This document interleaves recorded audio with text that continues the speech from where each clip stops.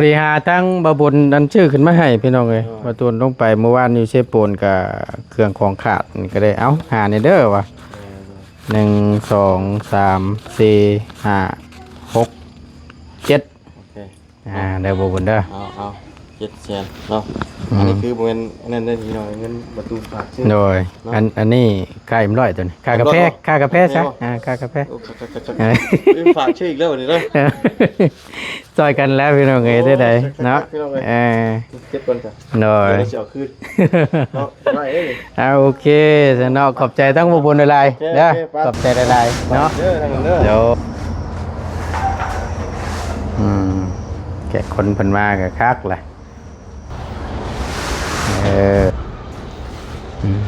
นี่ของน้องเพื่อนอะไรเกาะกันนี่600,000บ่แนะนำ1 2 3 4 5 600,000เงิน600,000นี่เดือจากชื่อผ้าหรือว่าศาสตร์น้ำมันนี่เจ้าสิเก็บไว้ในเจ้าเอาเข้าไผเก็บไว้ในบ่อตู้แล้วบ่แล้วเบิดแล้วคำไว้มานี่บ่เบิดดอกเบิดได้ใช่เบิดได้ไว้ใจบ่อตู้โอ้ยเนาะเอาจังซั่นมิเตอร์อ้ายสิถือไว้ให้เด้อซันเด้อคำตัวบ่เก็บเด้อถามเบิ่งข่าวไฟโทรลมเพิ่น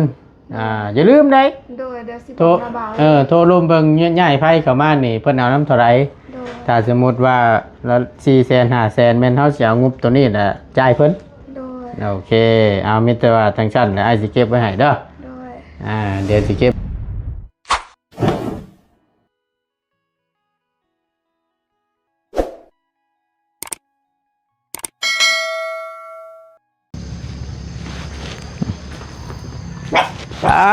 หมาน้อยขึ้นลายแต่หมาน้อยไผนี่ฮะหมาน้อยเจ้าบ่หมาน้อยแพสันของเขาแต่เพิ่นมาดินอยู่เพื่อนมีตัวตูมงามพี่น้องเลยเป็นแต่แพงซ้ำเอาก่อนอื่นพี่น้องกราบทักทายสบายดีและสวัสดีเด้อพี่น้องสบายดีFC บัดสุขุสุคนเนาะบ่ว่าสิอยู่ในและก็ต่างประเทศก็ยินดีต้อนรับเข้าสู่ช่องประธานป้อง Channel คือเก่าเนาะพบเจอกันบรรยากาศช่วงยามเช้าๆเนาะแต่ก็คึมคือเก่าพี่น้องเอ้ยมาพอดีทางบ่ตูนพี่น้องเอ้ยก็ได้เห็นคลิปเนาะทางแม่ยายบ่ได้หรือว่าทางแม่เฒ่าบ่ได้เสียชีวิตแล้วว่าซั่นเนาะจักสิว่าจังใดพี่น้องโอ้ยขอแสดงความเสียใจกับทางครอบครัวเนาะเมียบ่ได้นำทางบ่ได้นำพี่น้องเอ้ยขอแสดงความเสียใจนำหลายๆเนาะแม่เฒ่าบ่ได้จากไปแล้วเนาะก็นี่แหละทางทีมงานก็ยังบ่ทันดงพี่น้องเนาะก็อยู่เชฟโปนพี่น้องเอ้ยขอแสดงความเสียใจนำหลายๆเด้อเนาะที่มีการสูญเสียไปในครั้งนี้เนาะก็ถือว่าโอ้ยยิ่งใหญ่เลยแหละพี่น้องเอ้ยก็บ่มีไปอยากให้มันเกิดเนาะแต่ว่ามันก็ต้องเกิดเหตุจังใดพี่น้องเกิดแก่เจ็บตายมันก็เป็นเรื่องธรรมชาติว่าซั่นซะเนาะทุกคนก็ต้องจากโลกนี้ไปพี่น้องปัญหาว่าภัยสิจากไว้หรือจากช้าแค่นั้นเนาะมีแต่ว่าทางบ่ตูนเมื่อทรงสการน้ำบ่ได้เนาะหรือจังใดทางบ่ตูนก็จะ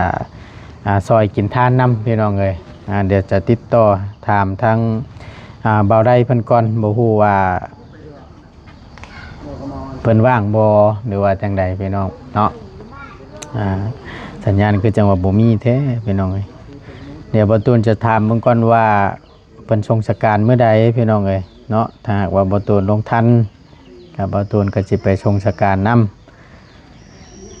ำเพราะว่าคือฮู้นั่นแหละเนาะเพิ่นก็โชว์มาหล่นละเนาะก็เป็นพญาติของคนเฒ่าว่าซั่นซะพี่น้องเอ้ยเดี๋ยวทางบ่ตูนจะโทรถาม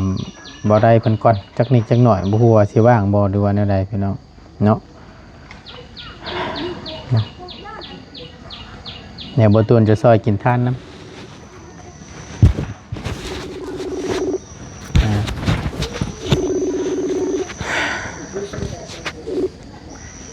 โดยสบายดีบ่ได้สัญญาณบ่มีแล้วนี่ฮัลโหลสบายดีบ่ได้ฮัลโหล โดยสบายดี โดยได้ยินอยู่บ่นี่ โดยได้ยินอยู่บ้านยิงโอ้ สัญญาณบ่ค่อยแฮงเนาะเฮ้ย สัญญาณเนี่ยของเจ้านะ ทางข่อยก็นี่แหละอยู่เฮือน บ่ค่อยมีสิเลยไว้ก็ อืมฝนบ่ได้ตกบ่อยู่บ้าน ก็ยิบโย่ว่าประตูเลย เอาสำบายดีพี่น้องเนี่ยเด้อพอดีข่อยนั่งอัดคลิปอยู่ โอ้โดยสบายดีนะพี่น้องเด้อ โดยเอาก่อนอื่นขอแสดงความเสียใจน้ำหลายๆเด้อบ่ได้เด้อ โดยขอบใจหลาย โดยอันถามแน่นทรงสการมื้อใดน่ะ ๆทรงสการเป็นมื้ออื่นเด้อประตูเด้อ เป็นมื้ออื่นเนาะ โดย โอ้ยพี่น้องก็สิลงทันอยู่บ่บัดนี้เนาะฟ้า ล ฝ ง น มามื้อใดเหรอ ก็จังว่านี่แหละสิท่าเบิ่งอันเรื่องของน้ำนกป๊อปเพิ่นนี่แหละก็ว่าทางบ่เสียงเพิ่นเจ้าช่างเพิ่นมาดำเนินการมื้อใดว่าก็เลยว่าสิท่าเบิ่งน้ำกันก่อน โดย อันนะ โดย ก็จะว่าเห็นในคลิปอ้าวเนาะเสียแล้วบ่บัดนี้ว่า เสียแล้วเพิ่นเสียประมาณ8 โมงเมื่อคืนนี่แหละ เออ 8 โมงสิเข้า9 โมงประตู 8 โมงเกือบ9 โมงแรงเนาะ แม่น หรือว่าประมาณ3เกือบ3 ทุ่มอะนะพี่น้องเนาะที่ แม่นเกือบ3 ทุ่มโดย สิ้นลมหายใจก็รวย โดย โรคนี่แหละเนาะของผู้เฒ่าเพิ่นก็คือฮู้แล้วเลย แม่น พี่น้องเพิ่นอาจจะพอฮู้พอเห็นเนาะนั่งบ่ได้ก็ได้อัปเดตมันอยู่เดี๋ยวเราก็โชว์มาล้นเติบแหละ อัพ น้องเอ้ย โดยแม่นเพิ่นก็โซมาดนแล้วล่ะ แต่ก็ลึก ถือว่าเราก็ไปดีนะครับวันนี้ โดยมีตัวเบิดเวรเบิดกรรมแล้วและบ่เจ็บบ่ปวดแล้วบัดนี้ โดย เนาะ แม่น ผู้อยู่ก็สู้ต่อไป เจ็บปวดแล้วบัด อย่าว่าแนวใดพี่น้องเอ้ยมันบ่ค่อยมีสัญญาณครับ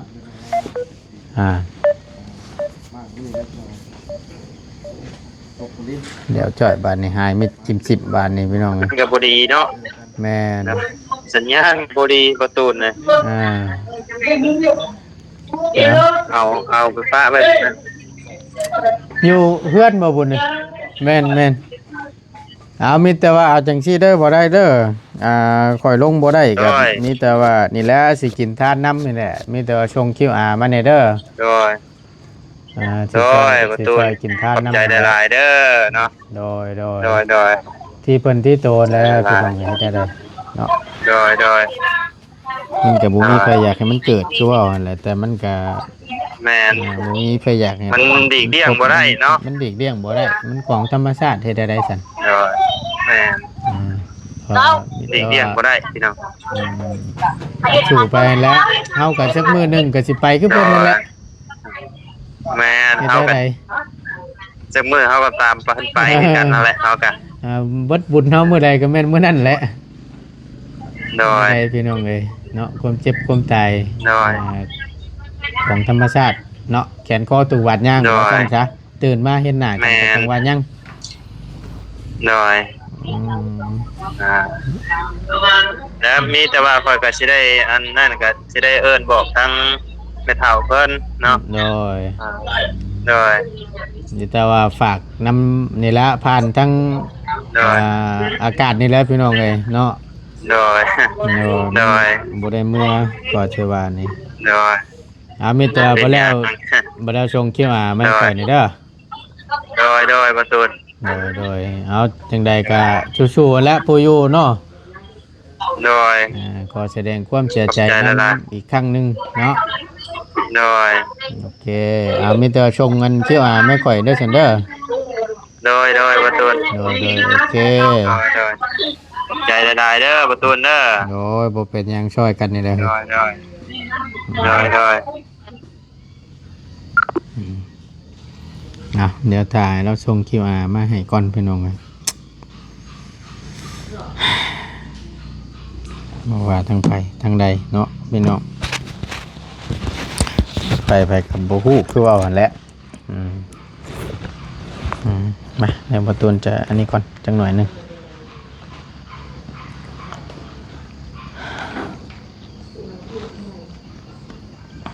เบิ่งพอมีสัญญาณอยู่บ่บาดนี่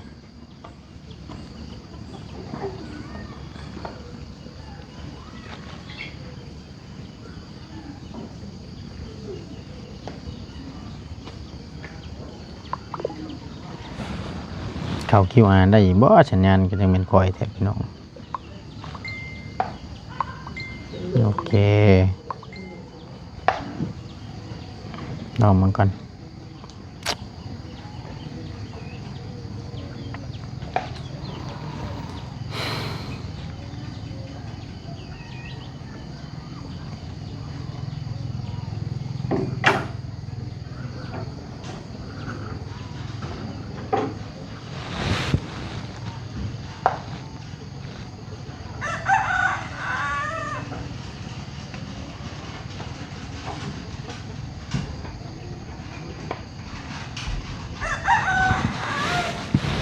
โอเค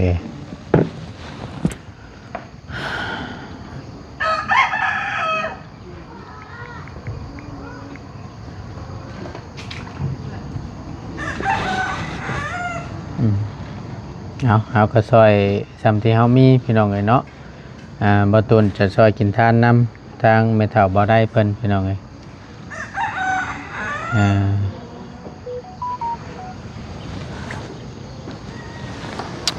100,000พี่น้องทางบ่ตูนก็ได้ซอยกินทานนำเนาะเฮ็ดบุญเฮ็ดศีลก็ยังบ่ฮู้ว่าเพิ่นสิเฮ็ดมื้อใดเข้าขึ้นดาวบ่หรือว่าจังใดฮอดในมื้อนั้นแล้วจังว่ากันอีกเทื่อนึงเนาะพี่น้องเนาะโอเคถือว่าโอนไปเรียบร้อยพี่น้องเลยเนาะบอกแล้วก่อนจังหน่อยโดยบ่ได้โอนไปเด้อซอยกินทานน้ำเด้อซอยกินทานน้ำเนาะกัน100,000 กีบเด้อ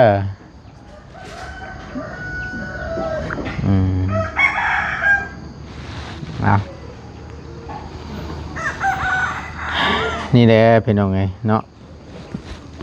ความเจ็บความตายมันก็บ่เข้าภัยออกภัยคือว่าแหละถือว่าได้นั่นแหละพี่น้องไงเนาะไปพอดีแหละมันทางบ่ต้นจะเอาอันนี้พี่น้องเอาอันสาดน้ำมันมาให้น้องเพิ่นพอดีว่าทางบ่ต้นหาทางบ่บุญบ้านป่าพอดีว่าอยู่ทางเสียโปนมันเบิดทางบ่ต้นก็ได้ทางบ่บุญให้ซื้ออยู่เซนูแก้ขึ้นมาให้พี่น้องเนาะแก้ขึ้นมาให้ม้วนหนึงบ่ฮู้ว่าสิเป็นสีหยังแหละพี่น้องทางบ่บุญเป็นคนเลือกเองกับมือตัวนี้เดี๋ยวไปเบิ่งไปชมนำกันเนาะฝนก็สิตกพอฝนบาดนี่โอ้ยคือว่าจังได๋พี่น้องเดี๋ยวทางบ่ต้นจะให้น้องชายเพิ่นก็ได้เนาะแบกมาพี่น้องผู้ชายนี่แหละใครในนิดนึงจะได้มีเหือมีแห้งเนาะไปเดี๋ยวไปเบิ่งน้ำกัน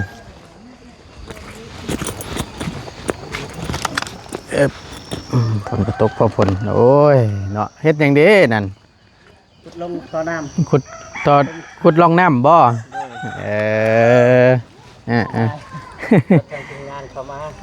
เอาขุดลงให้ลึกๆกว่าเก่าบ่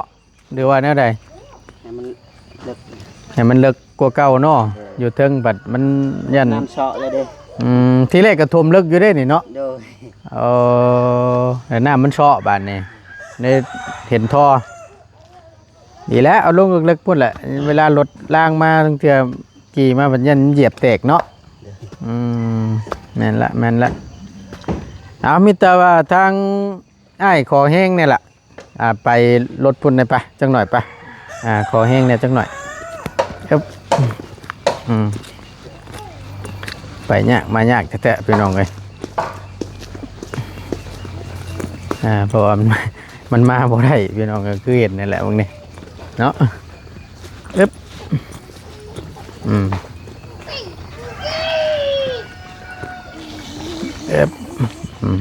มาอึ๊บ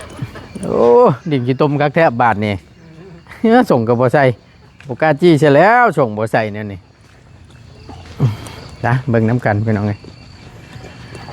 ให้เพิ่นฝากเงินใหม่ตั้งแต่มื้อนั้นพุ่นแหละพี่น้องบ่มื้อนั้นก็ฝนตกนำแน่บ่ตูนแล่นลงไปเมื่อวานนี่เบิ่งอยู่เสโปนก็บ่มี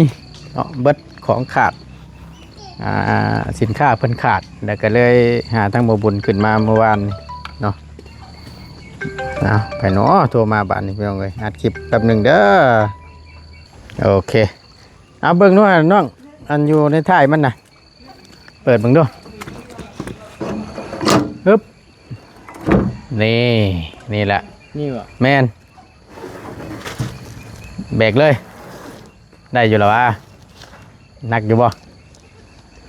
โอเคนะทำมาแล้วเนาะเอาปิดตึ๊บโอเคโอ้ต้นยังต้นม่วงไปเคยนี่หลายเถอะมาคอยมาอย่าถามทั้งบนบางบูว่าซื้อมันเท่าไหร่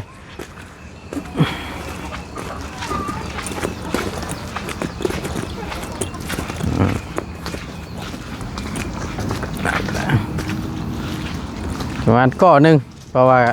ทั้งประตูนกระถามอาจารย์เล่าแล้วว่าประมาณก้อหนึ่งนี่แหละขนาดซ้ำกันได้กับเพื่อนน้องเจดีพี่น้องเลยจะบูว่าสิเป็นชียังแล้วเดี๋ยวเบิกนับกันสาดน้ำมันโอ้โต้ยเจนเย็นสิบ่ฮอดเทือนใหม่ซะแล้วเนาะสิพออยู่ตีพี่น้องไง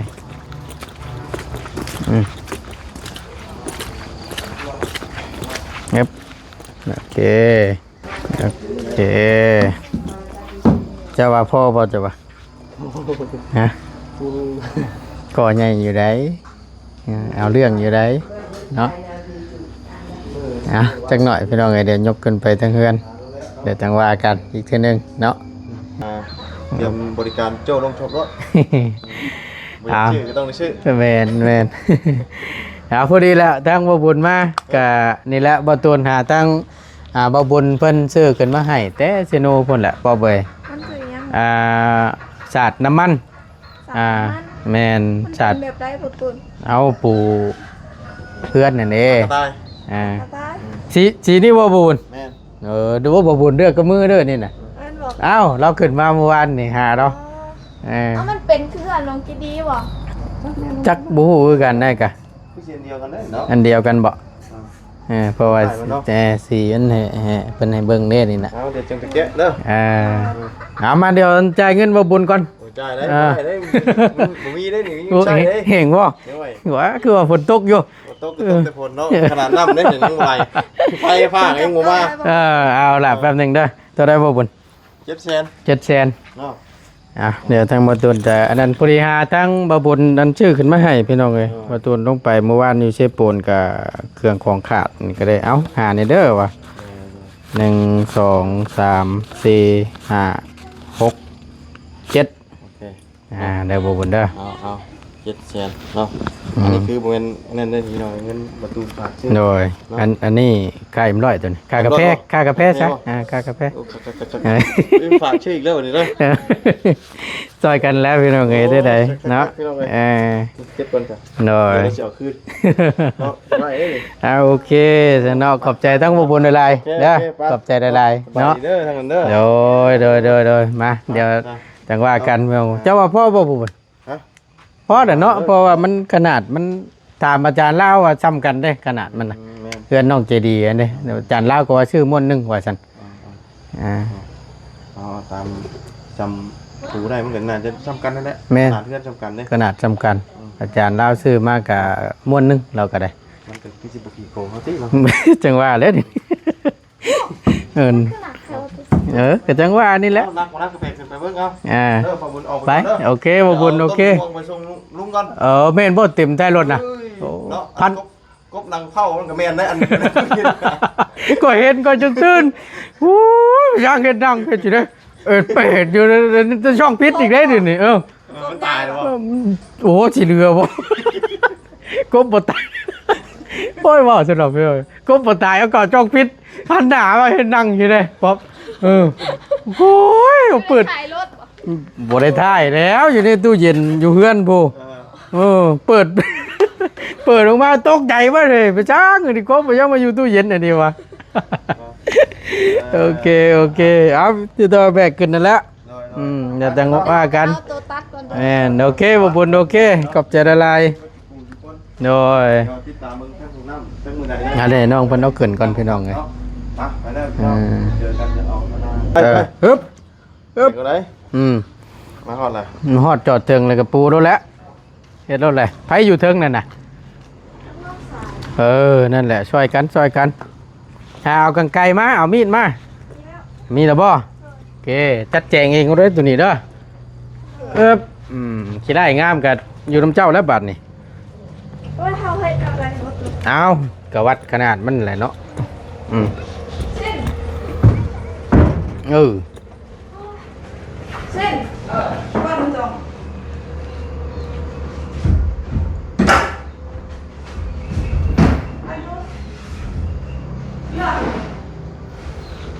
เคลียร์พื้นที่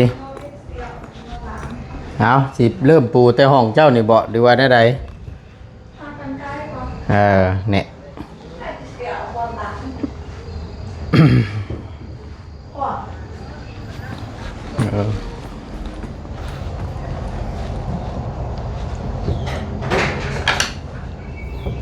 ให้มันแจ้งก่อนพี่น้องเลย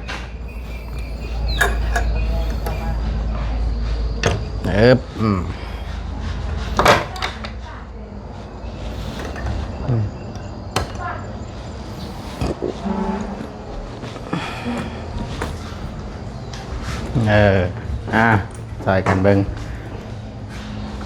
เพราะว่ามันขนาดจำกันน่ะสิพอดีคำเพิ่นสิบ่ขี้โกงคือบ่บุญเว้าได้พี่น้องเอ้ยคำเพิ่นสิบ่ขี้โกงเด้เก็บเอาก้อนพวกนั้นนั่นแหละเอาออกมอนแมนจาดอย่างนะสบายดีจังทุกคน ตัดเอาก้อนน้ำนั่นแหละประตูเราสบายดีโดยสบายดีละสบายดีนั่นแหละใช่หลอกนอกคนเป็นยี่หลอกพี่น้องเลยแต่ว่าอยู่ในห้างบ่ได้มีขายได้นี่เนาะบ่มีเพราะว่ามันขายคนละอย่างกัน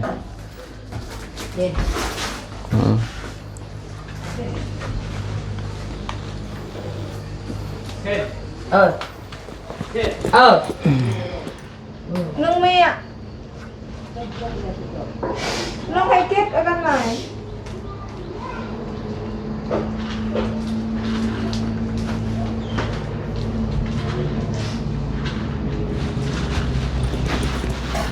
ไงว่าพอสร้างแล้วลืมตอกเลยนี่พอเบยนี่นี่น้ำตัวนี้แผ่นนี่มันต้องตอกอีกกรอกนึงยึดท้ายมันจังสีนั้นมีบ่ขอดขวานมันบ่มีนะบ้านเราบ่ได้เฮ็ดยังบ่เฮ็ดอยู่บ่ตัวนั้นน่ะบ่มีตอกแล้วจ้ะเจอตอกย่ำเขาอีกเบิ่งกดไตตรงนี้สิพอดไว้กดไตตรงนี้บ่เดี๋ยวไปหาก๋วยเตี๋ยวเด้อหาแม่ไปถามมึงไปไปเด้อตัวนี้ก็เอาออกตัดออกบ่ตัวก็ออกได้ครับออกเจ้าสิเฮ็ดได้ผ่าห่อมันสิซื้อสีมันแท้ๆอยู่ในพุ่นสีออกรถนั่นแหละอันนี้โอ้สีงามเว้ยแค่เอาก้อนออกงั้นเบิดก่อน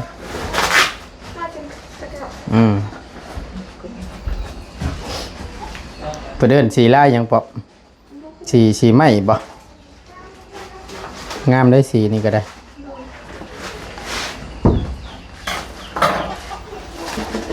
เด้โอ้คักพี่น้องเลย อ๋อดอกยา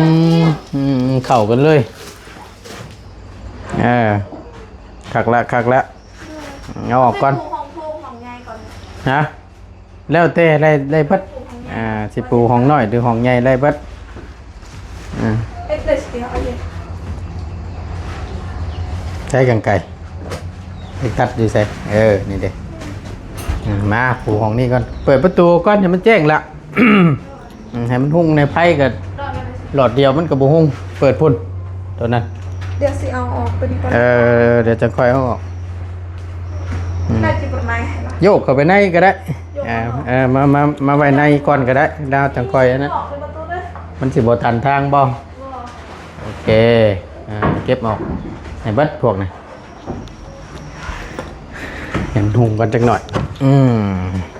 แจ้งหูแจ้งตาเนี่ยพี่น้องเพิ่นเบิ่งคือเพิ่นสิลายตา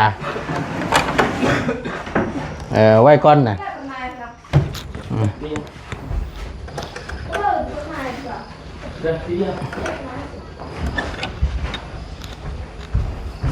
เปิดรถตัวนั้นมันแจ้งนี่แกวก่อนปูเบิ่งน้ำกันนี่แหละกับเพิ่นสิบ่กี่ตัวกี่โกงเฮาโอเคนั่นแหละปัดออกก่อนทำความสะอาดก่อนเปิดประตูครับให้มันแจ้งเปิดออกรถ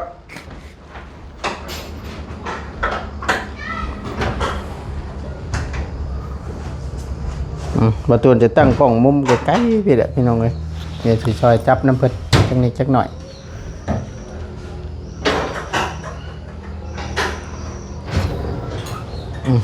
จะไกลนิดนึง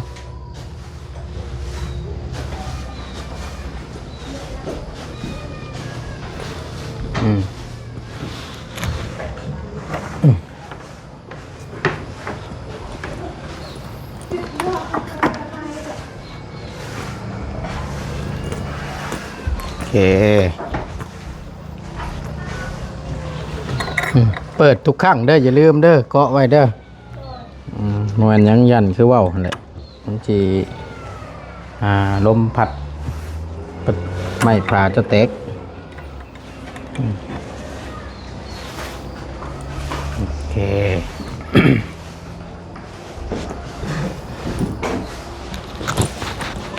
เช็ดได้ 7 แสนพี่น้องเลยแพงอยู่สีงาม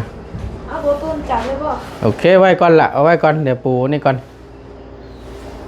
ไปไว้พุ่งก่อนก็ได้ไปก้อนตีนะโอเค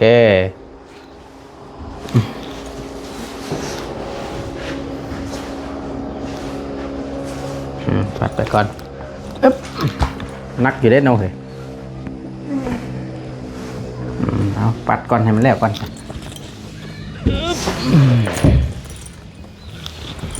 เดี๋ยวจังคอยไปตั้งกดขี้ปุ่นเนาะ พี่พูดจับไม่กวาดเองนะ ก้อนปุ๊บเอาเกี่ยมพร้อมไปลองเลยปูไว้โอเคปัดก่อนเบิ้งมีอยู่บ่ตะปูหก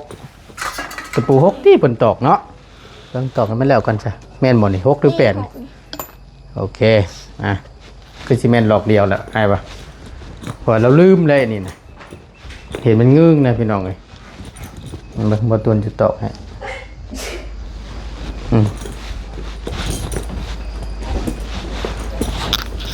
เอาเก็บไปก่อนตอกได้เลย มันต้องเสียงคำว่าใส่กันเนาะสวยๆมาหน่อยนึง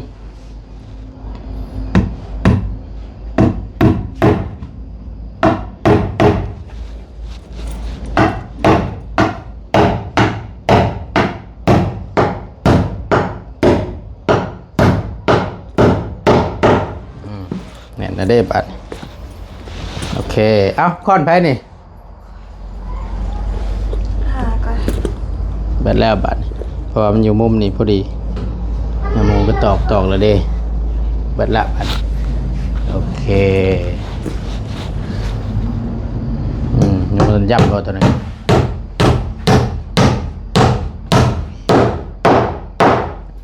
ในการ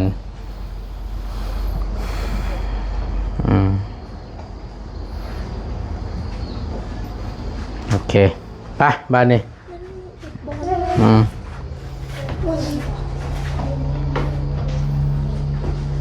ย้ำอีกรอบบ่เอาให้มันตอกรอยมูมันแหละ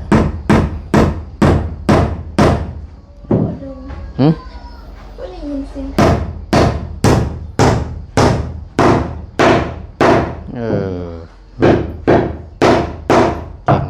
เก่งเว้ย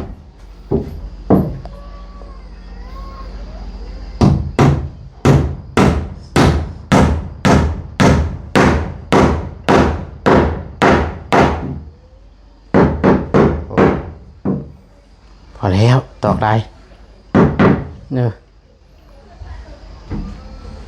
ได้แล้วเนาะได้แล้วไปมาช่วยกันนะนี่พี่พี่โจมานี่พี่ป๊อป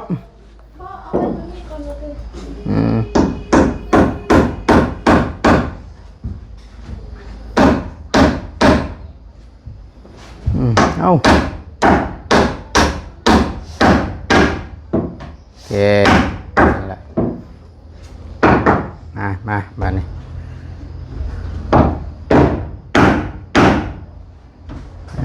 ได้แล้ว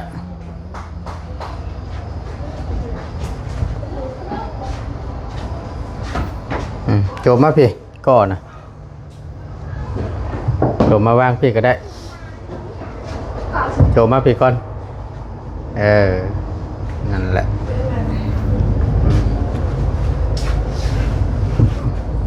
บ่แล้วงั้นนั่นรถไหล หันอีกมุมนึงเอาเศษส่วนนั้นมาเอาส่วนนั้นมาคนหนึ่งดึงไปดึงไปดึงครับดึงให้มันชุดผู้แล้วจังตัดผู้น้องถ้ามันนั่นมันถ้ากิ๊กนั่นเนาะโอเคโอ้สีงามด้วยบ่ละจับนั่นบ่ได้เบิ้งนี่มีไม้มาสอนนี่สบาย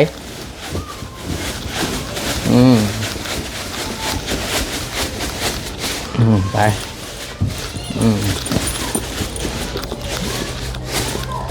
ประตูมาบ้างเลยนะเลยนะได้เป็นสองไข่ มวยปองเลย บุเป็นย่างห่อนั่นก็ได้แหละ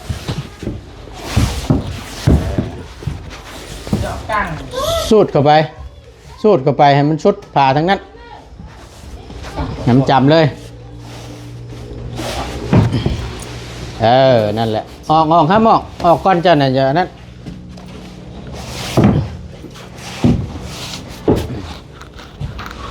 ออกก่อนโอเค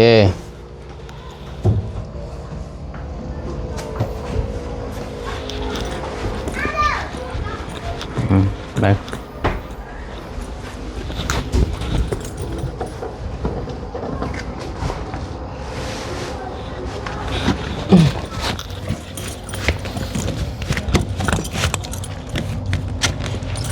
นี่ไปแล้วเขาจะค่อยแต่งก็ได้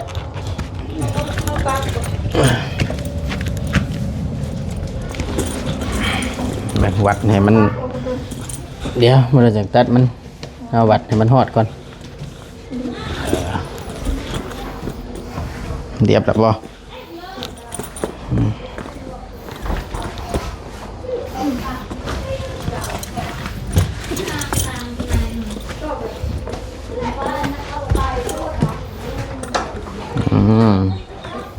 แล้วแต่ค่อยเต่งมันทำมันนั่นก็ได้หมดเต่งก็ได้แล้วแต่มักเดี๋ยวเขาสิตัดเห็นให้พอดี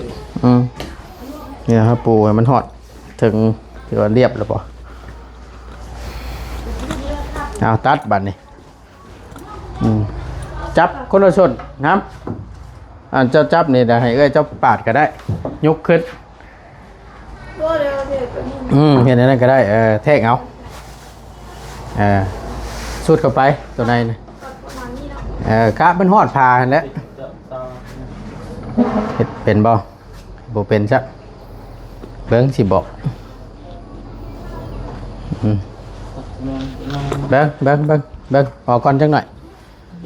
เบิ่งครับ นี่ลูกเลย โอเคอยู่ซื่อๆล่ะยกส่วนมันปั๊บสูดเขาบ่อันสูดเขาสิโอเควางลงบัดนี่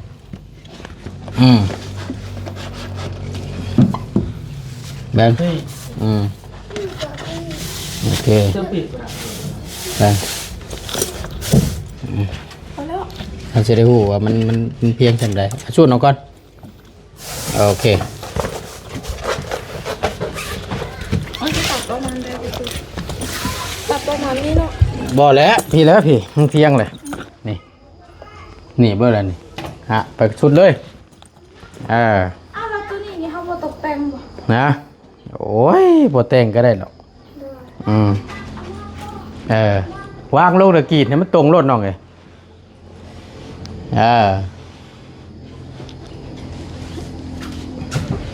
จับเจือให้มันเป็นคู่นั่นป๊อปจับมันตรงจับให้สุดรถตัวนะ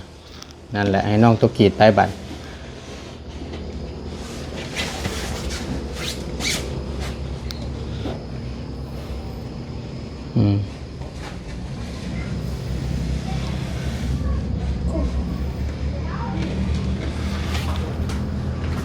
หอนบ่พอดีบ่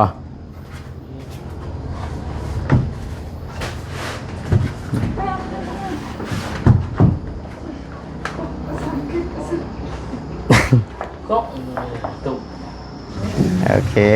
นั่นแหละหอดบ่พอดีอันนี้เป๊ะเอาวัดเบิ้งบานในทั้งนี้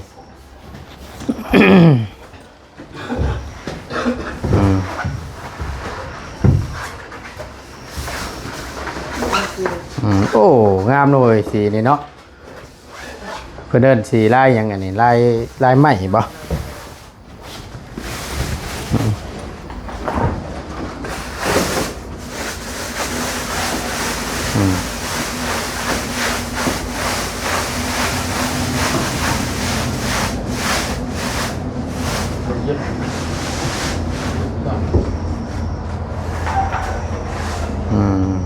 แกะคนเพิ่นมากับคักแหละ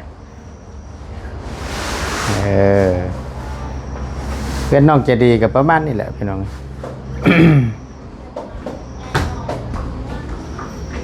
สิปกตึงหรือปกล่างก็ได้แล้วแต่เจ้าเสียวลุ่มบ่เอาลุ่มก็ได้น้องเอ้ยเอาตัวนี้ขึ้นเทิงบ่เอาแผ่นโอเคนั่นแหละ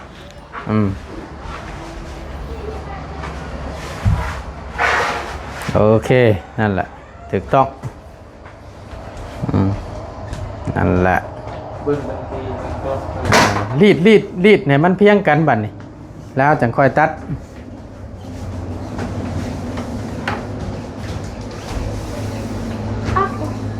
รีดบ่ให้มันหย่อนะแล้วจังสิได้ตัดถึกดึงก็ให้จับเจือส่วนมันตีมันยับนะจัดแจงเบิ่ง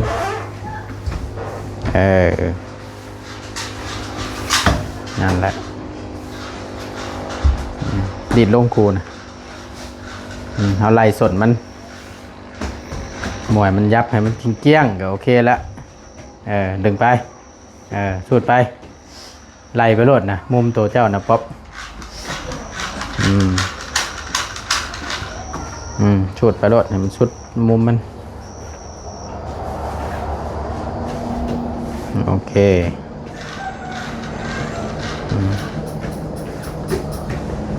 ออกมาตัวนะกลับออกมา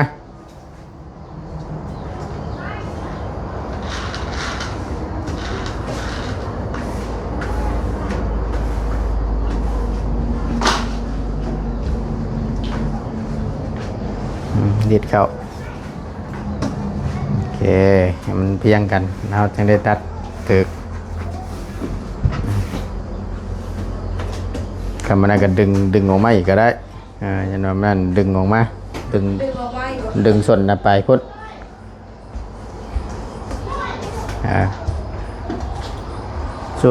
สุดมึงดู เส้นมาสิ จับคู่รถจับส่วนท้ายแล้วสิเบิ่งส่วนทั้งนี้ให้ เอาใส่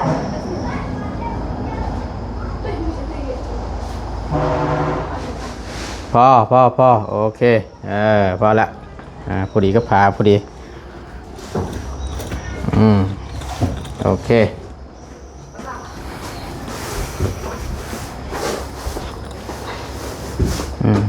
เห็ดคือเห็ดเมื่อกี้นี่ครับให้มันส้นพาแล้วมันโอเคละ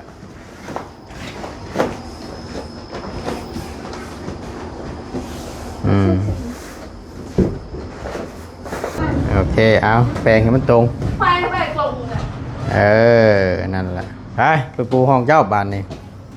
อันนี้งามหน่อยเนาะบอกว่ากวดกระยาปูก่อนอ๋อปูกวดน้องเพิ่นนี่บ่ทำความสะอาดก่อนก็ได้เบิ่งน้ำกันพี่น้องเลยบ่ว่าตีสิบ่พอเนาะเห็นว่ากะนั่นแหละ สิปูไปแบบไหนก็ถึง บอกว่าเป็ดกะยาสิมีค่าสำคัญที่ปูยาวปูควงกะเนาะ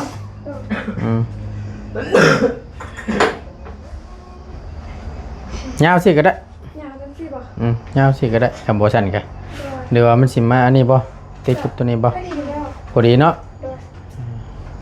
โอเคเอาลองมึงดู สั่งมันดิ สิเอา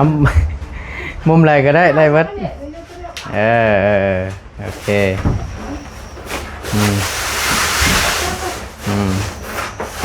สั่งอัพแล้ว ยืดใหญ่เนาะแข่งขันช่วยไอ้ยังไง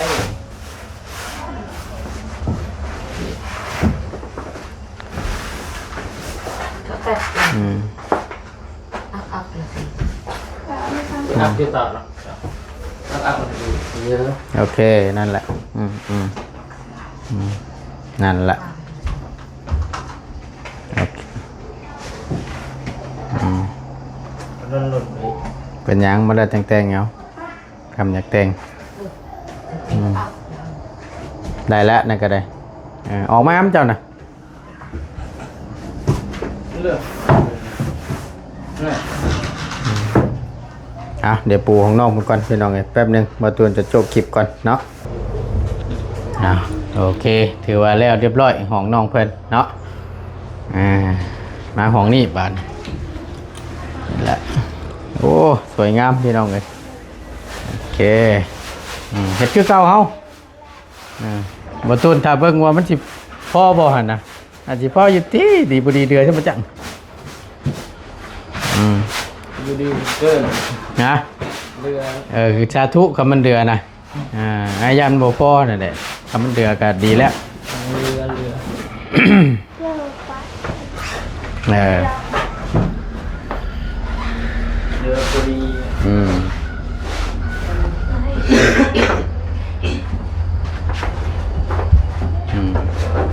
สูตรบรดให้มันจำกับเสานะ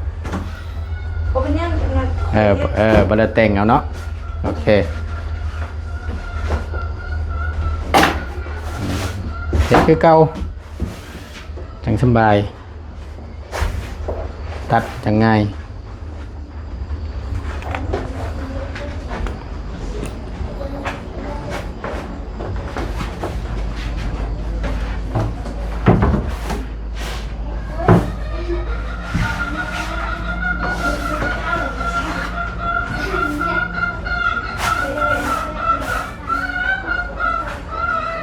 จับออกมานอกแล้วตัดรถครับ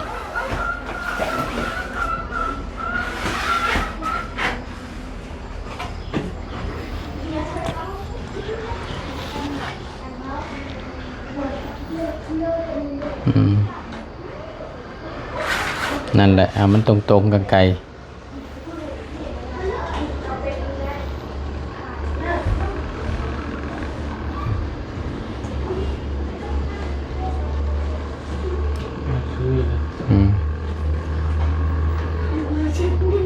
ถนัดข้างซ้ายหมดน่ะเนาะเอาตรงๆโน้นทำไปสุดเลยโอเค หายใจบ่ได้ดิ หายใจพอได้เอาพึ่งไปอีกตัวนี้กะพึ่งไปพึ่งไปก่อนให้มันอยู่ซ้ำวางอยู่นี่ก็ได้เขาตัดง่ายๆให้มันขนาดซ้ำกันแล้วก็เคแหละสาธุกับมันเดือโอ้ยจะได้รุ่นอยู่ยานบ่พอเอาตัดเลยวางให้ซ้ำกันนั่นแหละแล้วก็ตัดซ้ำกันโอเคง่ายๆมาแล้วจังเอามาปูถูกต้อง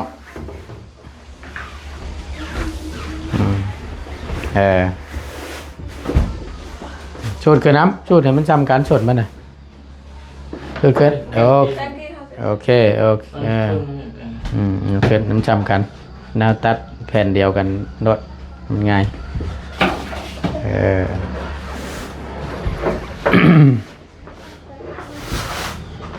มันพอดีเลย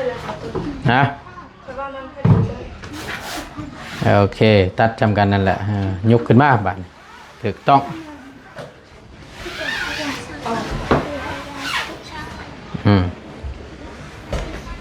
เอาลุยบาดจับนี่ใกล้ๆ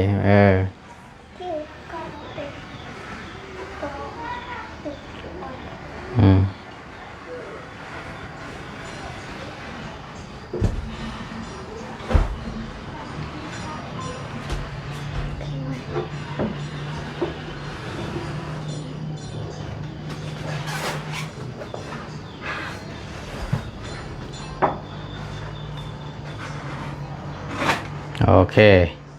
ถือว่าจบบริบูรณ์ปูบาทนี่พับไว้ตัวนี้มาแล้วเจ้าจังตกแต่งปูอยู่นอกก็ได้แต่เจ้าบ่เป็นยังเพราะมันก็เหลืออยู่เลยนี่สิพอดีอยู่หรอกกับมันทางขึ้นนั่นคำสิปูกะนี่เอาออกนะครับเอาออกมันออกผิดตัวนะเพื่อว่าเจ้าปูมันจังนั้นขับประตูเข้ามาก่อนเบิ้งครับโอเคโอเคดูกันเลย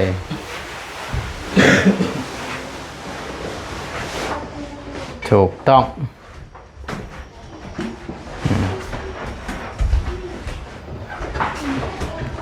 ออกมาป๊อปตัวนะ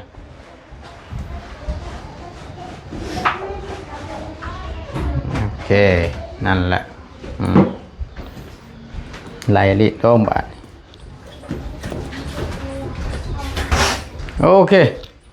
ถือว่าแล้วเรียบร้อยบาทนี่เนาะโอ้ยมีแห้งแล้ว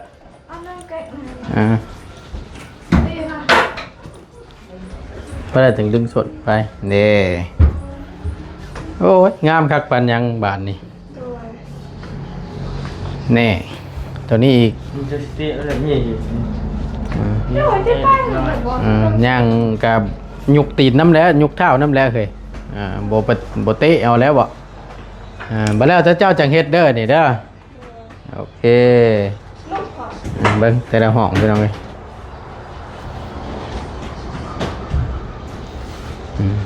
นี่ของน้องเพิ่นโอเคทั้งนอกและในถือว่าครบเนาะมานี่ก่อนตัวขอเวลาจักหน่อยมาหนังดงมุมนี่แหละมันแจ้งแน่นิดนึงพี่น้องไงเนาะป้าหมื่นตีนแห้ง10,000บ่แนวมันแหละเพราะสันเชียวของใหม่เนาะสารน้ำมันพี่น้องไงโอเคจะยืดจะยาวแน่นิดนึงยาวในเด้อพี่น้องคลิปนี่เนาะเพราะตัวเราเต็มระบบเลยเอาถือว่าได้ปูศาสตร์กันแล้วเป็นที่เรียบร้อยเนาะก็มีแต่ว่าเอา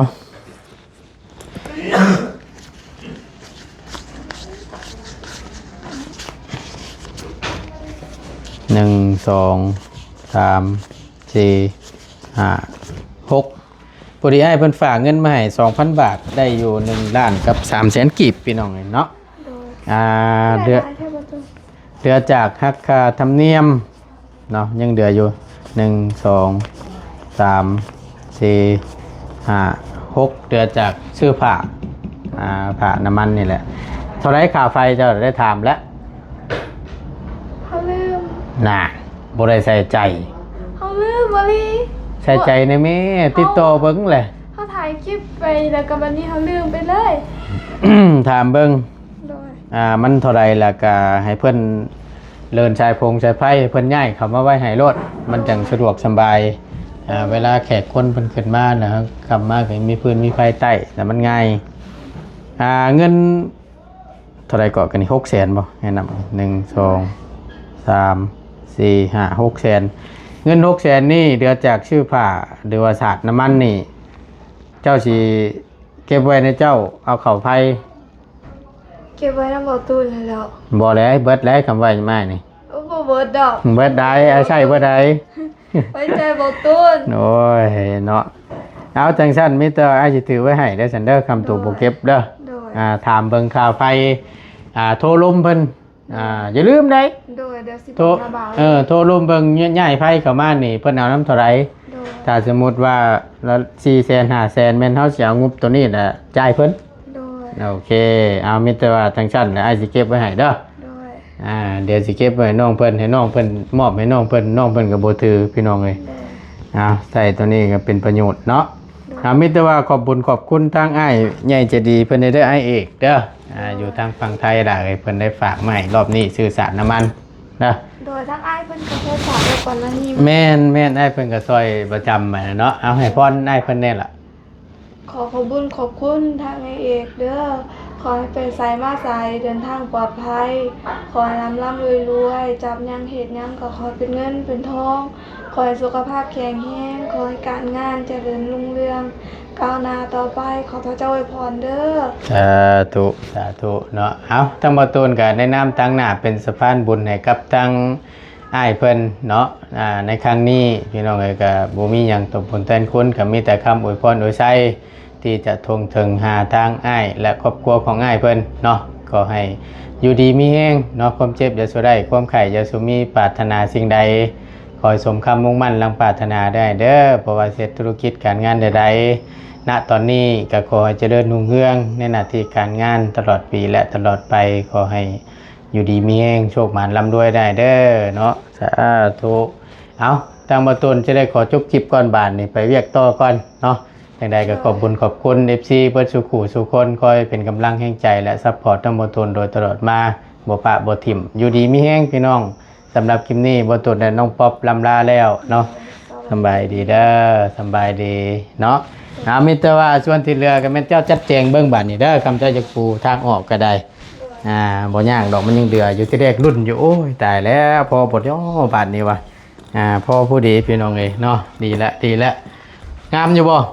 แม่ มักอยู่บ่สีนี่ แม่ บ่มักก็ต้องมักแหละมันมาฮอดเลย มามันงามเลยเขาพูดแต่เขาพูดแต่งามแล้วก็มักเลย นี่แหละจัดเตรียมไว้พร้อมพี่น้องเลยไปอยู่ดีมีแห้งพี่น้องสบายดีเด้อ